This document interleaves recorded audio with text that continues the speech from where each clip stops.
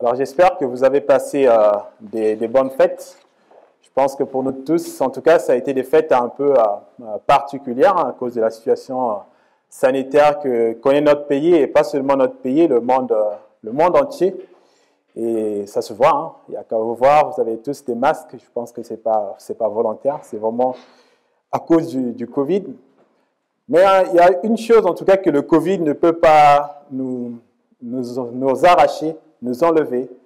C'est cette vérité selon laquelle Jésus-Christ, le Fils de Dieu, est venu dans le monde, qu'il est allé à la croix, qu'il est mort, qu'il est ressuscité pour porter le poids de nos péchés et nous donner un libre accès à Dieu. Et dans la prédication d'aujourd'hui, il sera aussi question de vérité, vivre dans la vérité.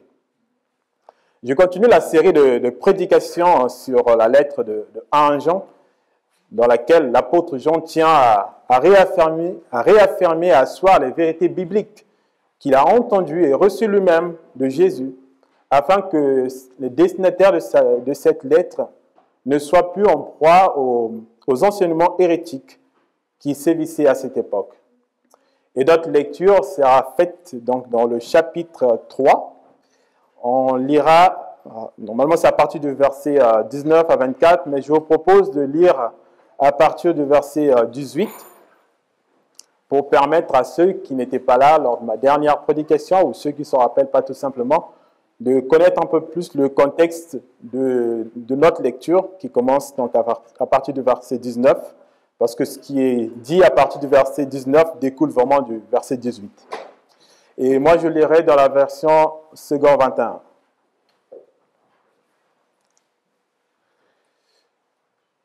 Je commence la lecture, donc verset 18. « Petits enfants, n'aimons pas en parole et avec la langue, mais en acte et avec vérité. Par là, nous saurons que nous sommes de la vérité et nous rassurerons notre cœur devant lui. » Je vous laisse le temps de chercher, de trouver. J'entends encore des pages qui se tournent. Alors, je recommence. « Petits enfants, n'aimons pas en parole et avec la langue, mais en acte et avec vérité. Par là, nous saurons que nous sommes de la vérité et nous rassurerons notre cœur devant lui. En effet, même si notre cœur nous condamne, Dieu est plus grand que notre cœur et il connaît tout. Bien-aimés, si notre cœur ne nous condamne pas, nous avons de l'assurance devant Dieu. Quoi que nous demandions, nous le recevons de lui parce que nous gardons ses commandements et faisons ce qui lui est agréable. Et voici quel est son commandement. C'est que nous croyons au nom de son Fils Jésus-Christ et que nous nous aimions les uns les autres comme il nous l'a ordonné. Celui qui garde ses commandements demeure en Dieu et Dieu demeure en lui. Et nous reconnaissons qu'il demeure en nous à l'Esprit qu'il nous a donné. » Voilà où se termine notre texte. Et je propose de voir 3 points au sujet de ces textes. Les premiers points, les versets 19 à 21, l'assurance de l'approbation de Dieu. L'assurance de l'approbation de Dieu. Les versets 19 et 21 qui disent « Par là, nous saurons que nous sommes de la vérité et nous rassurerons notre cœur devant lui. En effet, même si notre cœur nous condamne, Dieu est plus grand que notre cœur et il connaît tout. Bien-aimés, si notre cœur ne nous condamne pas, nous avons de l'assurance devant Dieu. » Vous connaissez certainement cette expression « tous les chemins mènent à Rome », qui signifie qu'il existe plusieurs façons ou plusieurs moyens pour atteindre un objectif ou un but. Mais en matière de foi, il n'y a qu'un seul chemin qui mène à Dieu. Et ce chemin, c'est Jésus-Christ. C'est le médiateur choisi par Dieu. Alors, peut-il y avoir plusieurs vérités? Certainement pas. Il peut y avoir plusieurs explications de la vérité, mais la vérité est immuable, la vérité est unique. On dit qu'avec l'âge, l'homme s'assagit. C'est peut-être vrai pour certains, mais ce n'est pas une vérité éprouvée en tout cas, et ce n'est pas systématique.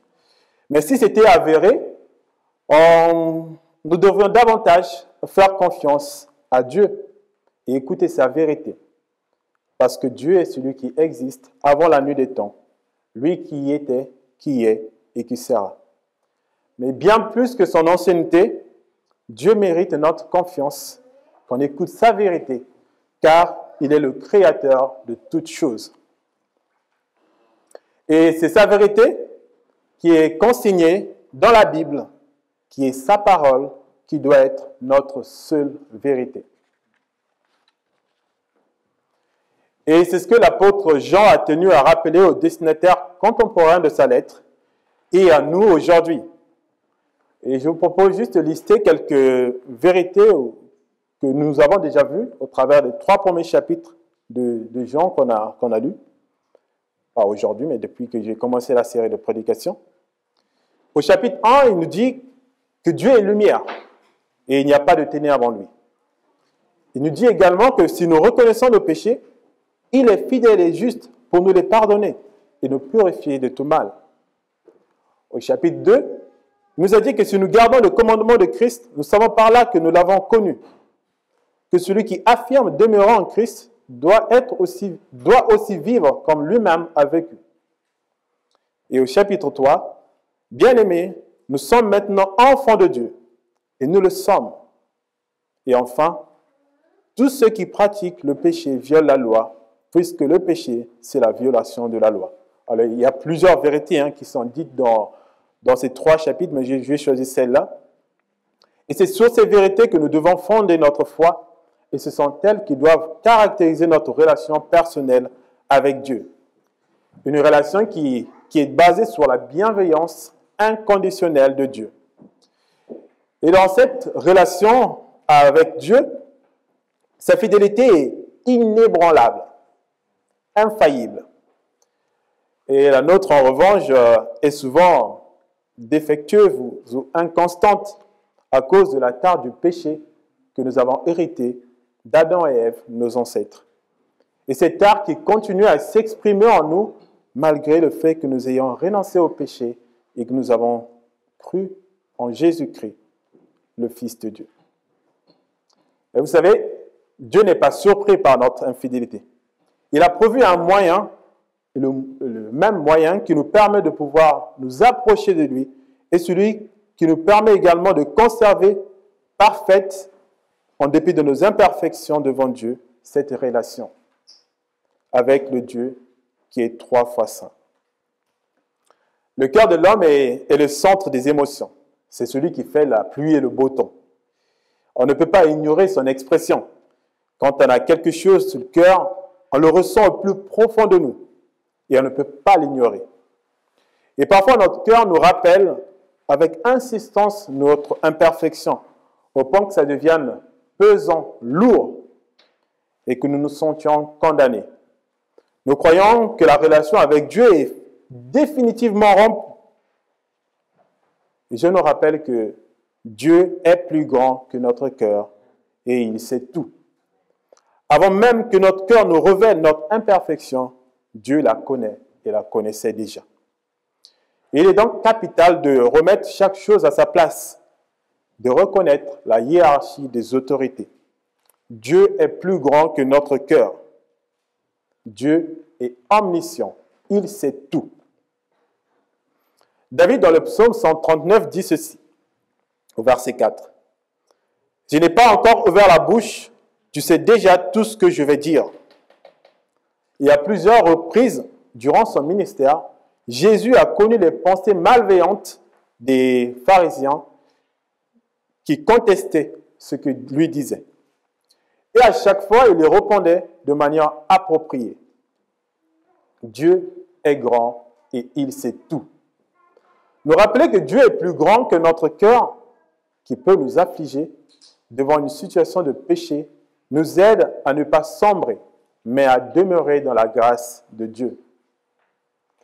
La Bible brosse un tableau de 2 hommes qui ont marché avec Jésus et faisaient partie de ses amis proches, très très proches, Pierre et Judas, qui vont le trahir, mais leur réaction diverge, est différente. Le premier, je ne vais je dirais, Judas en premier. Le premier va vendre Jésus, va trahir Jésus pour quelques pièces de monnaie. Il va donner la position GPS, si on peut dire, la position géographique de Jésus, de sorte que les pharisiens qui en voulaient à sa vie, qui le jalousaient, vont pouvoir mettre la main dessus sur lui de nuit. Le deuxième, Pierre, va jurer à plusieurs reprises à Jésus que jamais il ne le renierait, qu'il préférait mourir plutôt que de le trahir. Et pourtant, ce jour qui amorçait le chemin de croix, comme Jésus l'avait prédit, avant que le coq ne chante, 3 fois, Pierre renia Jésus. Il déclara 3 fois de suite ne pas connaître Jésus et ne pas faire partie de ses disciples. Dire que c'était une double trahison. D'abord un mensonge et aussi un abandon de son ami. Au chant du coq, Pierre se souvint sans doute de l'avertissement de Jésus qui est finalement devenu réalité. Il devait être abattu, d'autant plus que Jésus finira par être crucifié dans une solitude indescriptible. Le deuxième, Judas, qui a trahi Jésus pour quelques pièces, pris de remords, après avoir réalisé la mauvaise action qu'il venait d'accomplir, a voulu restituer la bourse qu'il avait reçue, mais en vain. Et le poids de remords était si pesant, si lourd pour lui, qu'il décida de se donner la mort. Tandis que Pierre saisira la première occasion pour courir à Christ, une manière de confesser sa faute et d'attester que l'amour de Christ est bien plus fort que sa trahison. Une manière de confesser sa faute et d'attester que l'amour de Christ est bien plus fort que sa trahison. Et Paul dira plus tard ceci dans 2 Corinthiens 7, au verset 10. En effet, la tristesse selon Dieu produit une repentance qui conduit au salut et que l'on ne regrette jamais. Tandis que la tristesse du monde produit la mort. En effet, la tristesse selon Dieu produit une repentance qui conduit au salut et que l'on ne regrette jamais. Tandis que la tristesse du monde produit la mort. En effet, ce que Dieu désire, ce n'est pas la mort du méchant, mais qu'il se repente, change d'attitude et qu'il vive. Et telle est la volonté de Dieu qui est exprimée encore dans le verset si célèbre de Jean 3, 16. Car Dieu a tant aimé le monde qu'il a donné son Fils unique, afin que quiconque croit en lui ne périsse pas, mais qu'il ait la vie éternelle. Alors entendez-vous peut-être cette petite voix accusatrice du malin qui vous rappelle vos imperfections, vos fautes devant Dieu? Rappelez-vous que rien ne peut vous séparer de l'amour de Dieu, que nous avons un souverain sacrificateur, celui qui présente l'offrande à Dieu et qui porte lui-même nos péchés, Jésus, qui a traversé le ciel et que nous avons par son sang l'assurance d'un libre accès au sanctuaire, à Dieu. Nous pouvons donc nous approcher avec assurance du trône de la grâce, avec un cœur sincère, une foi inébranlable, le cœur purifié d'une mauvaise conscience et le corps lavé d'une eau pure. Hébreux 10, versets 19-20. Et c'est ce qui nous donne de l'assurance devant Dieu, qui sait de quel bois nous avons été faits. Si dans le monde, à l'instar des enfants, quand on a mal agi contre une personne, on va la voir en rasant les murs, redoutant sa réaction, Dieu nous appelle à courir à lui quand nous l'avons offensé, de nous confesser, de nous repentir pour préserver la relation avec lui. Nous avons l'assurance de son approbation. Les versets 22 et 23 nous parlent de l'assurance de recevoir de Dieu. Je les relis. Quoi que nous demandions, nous le recevons de lui, parce que nous gardons ses commandements et faisons ce qui lui est agréable. Et voici quel est son commandement. C'est que nous croyons au nom de son Fils Jésus-Christ et que nous nous aimions les uns les autres comme il nous l'a ordonné. La relation verticale du chrétien avec Dieu n'est pas une source ou une succession. Ne fais pas ceci, ne fais pas cela. C'est bien plus que cela, en fait. Comme dans les relations normales de l'enfant avec ses parents, qui lui procurent la sécurité dont il a besoin, lui manifestent de l'amour, lui apprennent des choses de la vie pour lui donner de grandir, Dieu fait de même avec le chrétien. Tout don parfait, tout don excellent vient de lui, vient de Dieu. C'est un chant qu'on chante ici, mais surtout ce sont des paroles de la Bible. Le chrétien reçoit de Dieu donc à la condition qu'il respecte ses commandements. Et une fois de plus, pas simplement une liste d'interdits, mais bien plus encore. C'est faire ce qui est agréable à Dieu. C'est ça, respecter ses commandements. Mais qu'est-ce qui est donc agréable à Dieu? Une grande question. Il peut y avoir plusieurs réponses, mais je dirais tout simplement, toute bonne œuvre qui vient de Dieu, c'est ce qui est agréable à Dieu.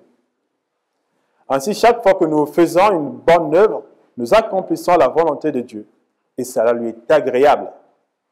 C'est comme un parfum de bonne odeur. Venir dans sa maison nous confesser fait aussi partie d'une bonne œuvre que Dieu a prévue pour nous les hommes. On ne le réalise peut-être pas, mais c'est vrai que aller nous repentir, c'est une bonne œuvre que Dieu a créée pour nous les hommes. Toutes les bonnes œuvres sont résumées en une phrase. Tu aimeras le Seigneur ton Dieu de tout ton cœur, de toute ton âme et de toute ta pensée, et tu aimeras ton prochain comme toi-même. Le peuplement de la terre, le fait que nous ayons des voisins, que nous ne soyons pas seuls au monde, est la volonté de Dieu. Quand il a créé Adam et Ève, il leur a commandé de remplir la terre. Dieu prend donc plaisir à voir les hommes en grand nombre sur la terre. Dieu veut cependant que cette cohabitation des hommes reflète sa pensée originelle, celle d'un monde qui ne sera pas emprunt au péché, à la méchanceté. Et l'antidote de cela, c'est l'amour. Dieu nous commande de nous aimer les uns des autres pour que le péché n'ait pas d'emprise sur nous. On ne fait peut-être pas assez le lien entre le manque d'amour et le péché.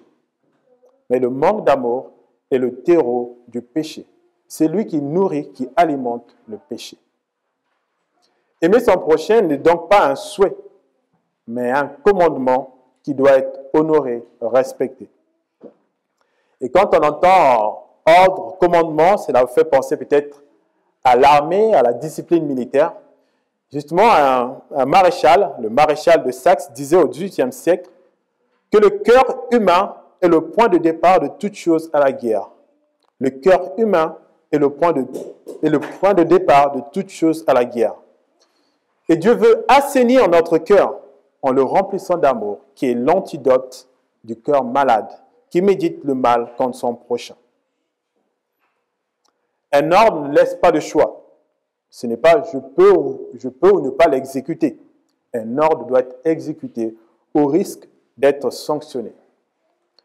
Et ce n'est parfois pas facile d'exécuter un ordre, mais nous devons obéir, nous soumettre. Comment donc aimer celui ou celle qui m'a offensé? Comment avoir de l'amour pour celui ou celle qui m'a rabaissé, qui m'a trahi? Peut-être en regardant à Jésus qui a pratiqué, a manifesté l'amour parfait.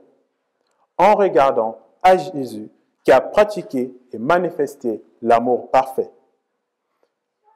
Dieu nous commande de croire en Jésus, d'une part pour obtenir le pardon de nos péchés et établir cette relation personnelle avec lui. Car Jésus, comme je l'ai déjà dit, est le seul pont, le seul médiateur entre Dieu et les hommes. D'autre part, Dieu nous demande de croire en Jésus pour que nous puissions nous inspirer de lui, qui était un homme presque comme nous et n'a jamais péché.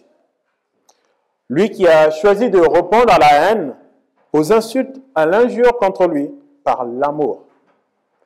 L'amour que Jésus a manifesté pour nous et qu'il continue à manifester pour nous doit nous pousser donc à aimer les autres à notre tour, à leur pardonner et à rechercher à vivre en paix avec tous les hommes tant que cela dépend de nous, comme le dit Paul.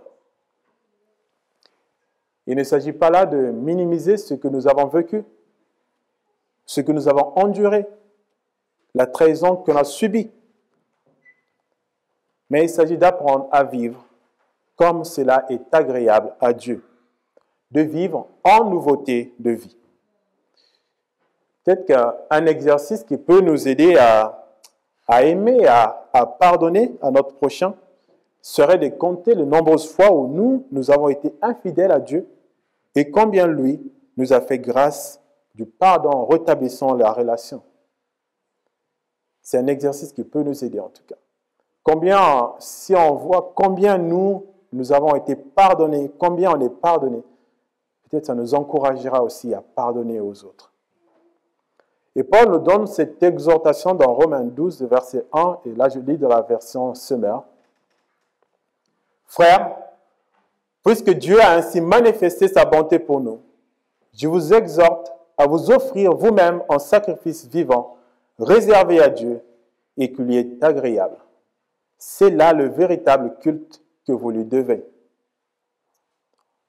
En faisant des bonnes œuvres, des choses bonnes qui plaisent à Dieu, qui lui sont agréables, nous serons dans sa volonté et nos prières seront exaucées. Nous aurons alors l'assurance de recevoir de Dieu en respectant sa volonté. Les versets 24 nous parlent de l'assurance de la communion avec Dieu. Je le relis, verset 24. Celui qui garde ses commandements demeure en Dieu et Dieu demeure en lui. Et nous reconnaissons qu'il demeure en nous à l'Esprit qu'il nous a donné. Ce verset est à lui seul, en tout cas, un feu d'artifice. On pourrait faire la fête rien que à cause ou grâce à ce verset. Parce qu'il comporte une vérité qui, moi, en tout cas, m'a réjoui et qui doit aussi vous réjouir. Dieu habite en nous. Dieu habite en celui qui croit en Jésus. Et pour prendre vraiment la mesure de cette bonne nouvelle, écoutons ce que dit Luc dans le livre des Actes des Apôtres au chapitre 7, verset 48. Il dit ceci. « Cependant, le Très-Haut n'habite pas dans des temples faits par la main de l'homme. Comme le dit le prophète, « Le ciel est mon trône et la terre mon marchepied. Quelle maison pouvez-vous me construire, dit le Seigneur, ou quel endroit pourrait être mon lieu de repos ?» La bonne nouvelle est qu'il y a un temple que Dieu agrée, qu'il accepte d'habiter. Et ce temple, ce n'est pas le palais de l'Élysée. Ce temple, c'est le corps de celui qui a mis sa confiance en Jésus. C'est vous et moi. Si du moins vous avez mis votre confiance en Jésus-Christ, en Dieu. Nous, tous les hommes, sommes bien l'ouvrage de Dieu. Nous ne sommes pas faits par la main de l'homme. C'est peut-être une condition, la première condition que Dieu dit. Il dit qu'il n'habite pas dans les temples faits par les mains d'hommes. Eh bien, nous ne sommes pas faits par l'homme. Nous sommes créés par Dieu. Nous sommes son ouvrage. La deuxième chose est relative à la sainteté de Dieu. Dieu est saint. Mais avec la foi en Jésus-Christ, nous remplissons cette deuxième condition ou ce deuxième critère qui nous permet de nous approcher de Dieu pour être son temple. Aux yeux de Dieu, donc, nous sommes saints au point qu'il se hâte de faire de notre corps son temple. Et dans l'Ancien Testament, après la sortie du peuple d'Israël d'Égypte, Dieu avait donné des directives claires en termes de dimensions et des matériaux pour construire l'arche de l'Alliance. L'arche de l'Alliance symbolisait la présence de Dieu au milieu d'eux. Et il était formellement interdit de la toucher à cause de la sainteté de Dieu. Nous avons vu récemment dans le livre de Josué comment un homme qui a voulu faire une bonne action en essayant de maintenir l'arche qui menaçait de tomber avait perdu la vie immédiatement pour nous rappeler la sainteté de Dieu. Et est-ce que nous sommes conscients de la grâce, de la présence de Dieu en nous, mais aussi de la gravité du fait que Dieu habite en nous? Est-ce que nous sommes conscients de la grâce, de la présence de Dieu, que Dieu habite en nous, et aussi de la gravité du fait que Dieu habite en nous? Sa présence en nous devrait nous pousser à rechercher la sanctification en permanence. C'est David qui est le premier à songer à construire un temple à Dieu pour l'honorer, reconnaître sa grandeur. Le peuple d'Israël, qui était un peuple nomade, était à ce moment-là pleinement établi et vivait dans une paix relative dans le pays promis. Et ce désir de David de construire un temple à Dieu n'était que la résultante de son amour pour lui. C'est parce que David aimait profondément Dieu qu'il voulait lui construire un temple à la hauteur de Dieu. Et pour cela, il mettait de côté sa part d'or, ce qui était précieux pour le temple. Quand on aime Dieu, on lui donne le meilleur de nous. Quand on aime Dieu, on lui donne le meilleur de nous. Et Dieu rend ce témoignage de David. Il est l'homme selon son cœur qui accomplira toute sa volonté. Cet amour de David, ou de l'amour qu'on peut avoir de Dieu, se nourrit des preuves d'amour de Dieu en premier, de sa bienveillance que Dieu a manifestée aujourd'hui à l'humanité toute entière, sans exception. À vous, à moi, à vos frères, à vos sœurs, à vos amis, et même à ceux qui le rejettent encore aujourd'hui. Et on peut dire que 3 choses caractérisent David. C'est sa foi, son obéissance, donc, la confession et aussi la repentance. Il croyait en Dieu et il l'aimait. Et il était prompt à les confesser, reconnaître sa faute et se repentir, demander pardon et décider de ne plus refaire la même faute. Il gardait les commandements de Dieu. Et si pour David, ses victoires de guerre, de bataille étaient une forme d'approbation de Dieu pour le chrétien, c'est par l'Esprit de Dieu que cela se manifeste. C'est l'Esprit de Dieu qui atteste que Dieu nous agrée. Dieu, en établissant son siège dans le cœur du chrétien, il vient avec son esprit qui éclaire, domine la pensée originelle de l'homme qui a tendance à se rebeller contre lui.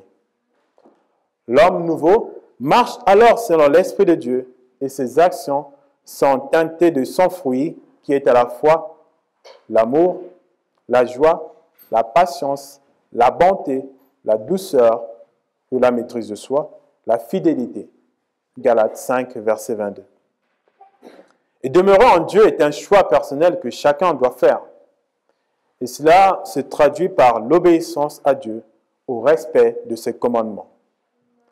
Dieu demeure en nous et nous demeurons en lui si nous respectons ses commandements.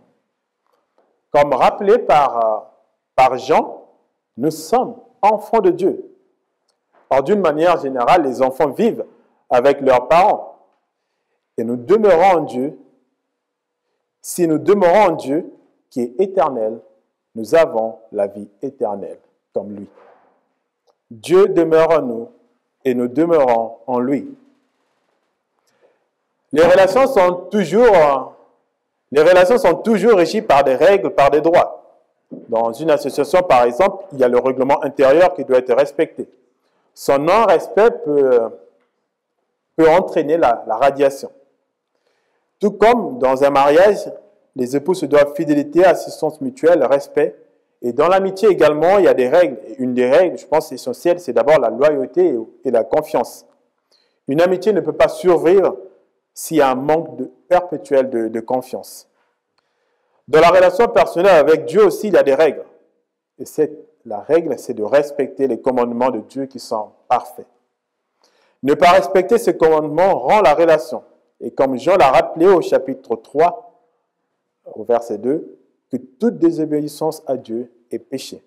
Or, le péché, c'est ce qui fait écran, c'est ce qui fait barrière entre Dieu et les hommes. Et le rôle du Saint-Esprit, l'Esprit de Dieu, est alors capital parce que c'est la voix de Dieu qui nous rappelle ses commandements, sa parole. C'est lui qui atteste que nous sommes enfants de Dieu et que Dieu habite en nous par l'expression de la nouveauté de vie qu'il initie en nous. Si dans notre société, la ressemblance physique ou le test d'ADN font foi pour accréditer de la filiation, en matière de foi, ce sont bien nos œuvres qui témoignent de notre appartenance à Christ. Ce n'est pas parce que je vais dire que je suis chrétien que ça suffit. Ce qui va attester que je suis chrétien, c'est vraiment les actes que je pose. Bien sûr, il y a la confession, mais les actes doivent suivre pour pouvoir attester que nous sommes enfants de Dieu. Alors, est-ce que les actes que je pose sont en parfaite cohérence avec la foi que je confesse de ma bouche? Est-ce qu'il y a un changement notoire de ma manière de vivre avant de connaître ou de devenir enfant de Dieu et maintenant que je le suis devenu? Que dit la Bible et le Saint-Esprit de ma manière d'agir, de ma manière de vivre? Ce sont des questions qu'on peut se poser en toute sincérité, en toute honnêteté et y répondre également soi-même, personnellement, mais qui nous aidera à ouvrir les yeux, à écouter l'Esprit de Dieu et à vivre dans la vérité. Jésus n'est pas venu pour juger le monde, mais pour le sauver. Et si vous en doutez, en tout cas, je vous invite à lire la Bible, notamment le psaume 103, qui a été écrit par David, qui est un hymne de louange à la bonté, à l'amour de Dieu. Et vous y verrez combien l'amour de Dieu est bien plus fort, bien plus haut que le péché qui nous éloigne de lui. Mon rôle à moi aussi aujourd'hui n'est pas de vous juger, de vous condamner. Moi qui suis qu'un homme dans les actes naturels, mériterais la colère de Dieu si Christ n'était pas venu dans le monde. Mais je veux être un frère qui encourage, qui exhorte, qui édifie pour que nous ouvrions les yeux. La Bible nous parle de la déception ou de décevoir ou d'attrister le Saint-Esprit. C'est-à-dire, c'est d'être enfant de Dieu, être porteur de son esprit et pourtant ne pas marcher conformément à ses directives. Et agir ainsi serait suicidaire. Ce serait mourir à petit feu. Cette attitude rend inefficace la présence du Saint-Esprit. C'est perdre son cœur et ne plus pouvoir distinguer le bien du mal, ce qui plaît à Dieu et ce qui lui déplaît. C'est sombrer dans les ténèbres. Et ce que Dieu attend de nous, c'est une prise de décision claire, avec conviction, une décision irrévocable, et lui fera le reste. Alors que choisissez-vous de décider? Si vous n'avez pas encore accepté Jésus comme votre sauveur, sachez qu'il vous invite et dit, « Voici, je me tiens à la porte et je frappe. Si tu entends ma voix, ouvre la porte et j'entrerai chez toi et je souperai avec toi. » Si vous voulez faire la fête avec Jésus, ouvrez votre porte, ouvrez-lui votre cœur. Si vous avez déjà choisi Jésus comme sauveur, vous avez bien fait. Nous avons bien fait, parce que moi je l'ai choisi. Il faut décider de lui obéir et de marcher comme lui a marché. Une relation s'entretient au moyen du temps passé ensemble, des rencontres, des discussions. Faites de même avec Dieu. Entretenez votre relation avec Dieu. Priez-le, écoutez-le vous parler par la Bible, par un encouragement d'un frère, d'une sœur. Marchez dans la vérité. Jacques dit ceci, Jacques 1, au verset 22 et jusqu'à 25 même. Mettez en pratique la parole et ne vous contentez pas de l'écouter en vous trompant vous-même par des faux raisonnements. En effet, si quelqu'un écoute la parole et ne la met pas en pratique, il ressemble à un homme qui regarde son visage dans un miroir et qui, après s'être observé, s'en va et oublie aussitôt comment il était. Mais celui qui a plongé le regard dans la loi parfaite, la loi de la liberté, et qui a persévéré, celui qui n'a pas oublié ce qu'il a entendu, mais qui se met au travail, celui-là sera sera heureux dans son activité. Vous serez d'accord avec moi, les hommes et les femmes, que quand on se mire, c'est pour regarder si on est parfait, s'il n'y a pas une chose à corriger. Eh bien, faisons de même également quand la Bible nous parle. Quand la Bible nous montre une tache sur notre visage, empressons-nous de l'enlever. Pas avec notre force, mais avec l'Esprit de Dieu. En Jésus, vivons dans la vérité. Et vivre dans la vérité, c'est avoir l'assurance de l'approbation de Dieu, être agréé, accepté par Dieu. C'est avoir l'assurance de recevoir de Dieu en faisant ce qui lui est agréable. Avoir l'assurance, c'est de vivre la communion avec Dieu en respectant ses commandements. Alors, prenez la bonne décision pour vivre dès aujourd'hui et éternellement avec votre Créateur. Prenez la bonne décision pour vivre dès aujourd'hui et éternellement avec votre Créateur. Je vous invite à prier.